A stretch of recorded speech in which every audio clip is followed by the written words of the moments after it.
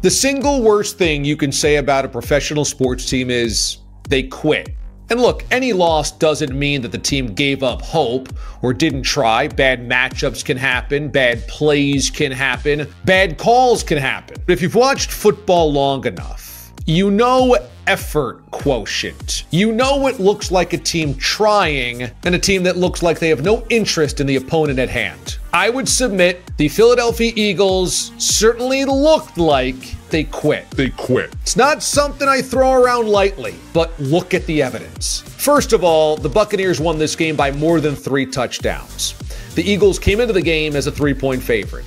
It's not that Vegas always knows what's going to happen, but there is no way the Buccaneers are a team 3 touchdowns plus better than the Eagles. This is also not that one bad play or one bad call went against Philadelphia and then it was a snowball rolling downhill. This was just a series of drives in which the Buccaneers slashed through the Eagles defense, and the Eagles offense looked like they had never played a football game before. The Eagles defense consistently through the end of the season, and specifically in this game, acted as though they'd never seen these teammates before. What's my assignment? What's the play call? What's your job? And on offense, Jalen Hurts and company looked like they had never run an efficient attack. Whoa, what's that blitz? I can't chuck it to A.J. Brown? Whoa, what do we do now? A team with that much talent, a team that had gone 10-1 this season. You're telling me suddenly just had a bad day or another bad day on top of the previous 2 months of bad days? Something doesn't smell right here. Let me present to you the ESPN broadcast and the broadcast team, Joe Buck and Troy Aikman.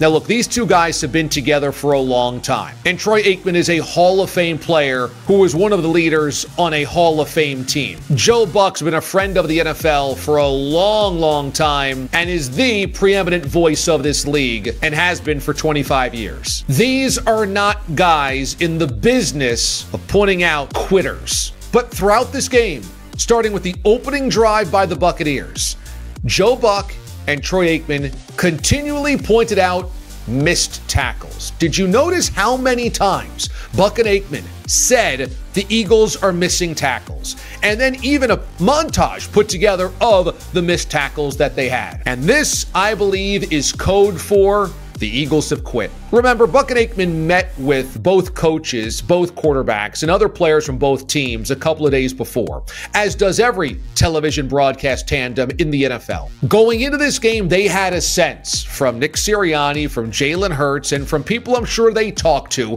about what the Eagles of 2023 were bringing into the playoffs. And I believe they sensed that team had emotionally and mentally checked out on Sirianni, because identifying from the first drive a bunch of missed tackles, which looked like business decisions to me. Eagles players who didn't really want to stick their nose in this play. An Eagles defense that ran around the ball, not to it. That looked like a team that didn't want to be playing this football game.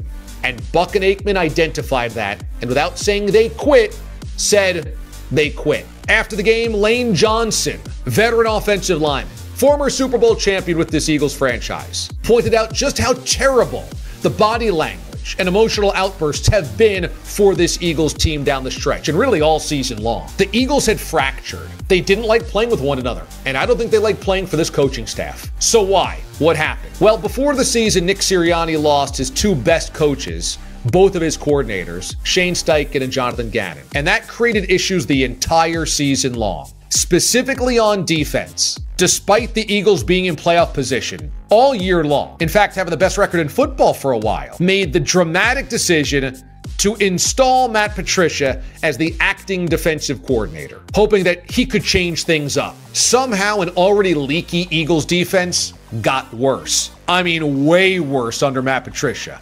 Not surprising seeing Matt Patricia's trail of terror everywhere that he's gone. Ask Lions fans how they feel about him. Ask Mac Jones how he feels about him. It became a weekly debacle. The losses stacked up, and by the time we got to the second to last regular season game, the Arizona Cardinals had rattled off 4 straight touchdown drives to sink Philly in Philly. And then the Giants, with Tyrod Taylor, scorched them in Week 18. I think all faith in the coaching staff on the defensive side was lost down the stretch. And I think coming into this game against the Buccaneers, this defense knew they were had. They were toast. That they didn't have the right scheme, the right coaches, the right assignments, or the right anything. I think this filtered into the offense. The defense was lost. The defense was sniping. The defense had no answers. And they were led by the biggest clown going, to Matt Patricia. The offense saw this and sunk into the mud with them. It's a loud city.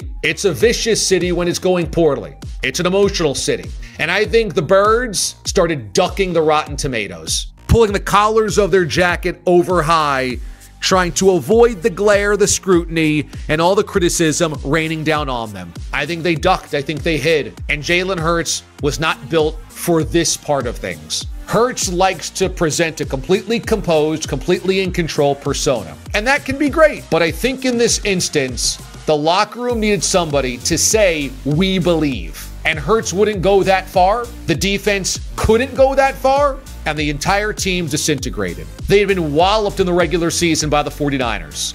And the reality was they would eventually have to tangle with San Francisco yet again. I think they knew they couldn't beat them, that this season was toast anyway. This was a road to nowhere. Now, it's not an excuse, and it's not a good rationale. It's a terrible attitude. This is the playoffs. Win a game, get hot. Heck, maybe the 49ers get upset. You're the defending NFC champs. Can you put a little fight out there? It's the playoffs. Anything can happen. But Nick Sirianni, through his funny t-shirts and his clever quotes, his rah-rah attitude, his comical attempts of wrapping himself in some type of cocoon of true Philadelphia, it looked stupid. It provided no hope to that locker room. The team saw the coaches had no answers. The locker room didn't have enough leaders to correct it. And when they took the field on Monday night in Tampa, they didn't want to be there. That was a team that looked like they had already been eliminated from the playoffs and were looking not to get hurt. That effort is so bad, you may have to fire Nick Sirianni because he completely lost the entire locker room. When the Niners punched him in the mouth in early December, it sucked away whatever confidence, belief that they had, and they could never get it back. And as the losses mounted, the faith within that locker room that they could fix it dissipated little by little by little until they got to the playoffs and they looked around and realized the coaches have no answers. All I know is this: you know when a team gets beat because the opponent was better, and you know when a team gets beat because they quit. And we know which one this was by the Eagles in the playoffs. For more videos like this, hit this button right here, subscribe. I'm DA, Damon Amendolara. Thanks for watching. We'll see you next time.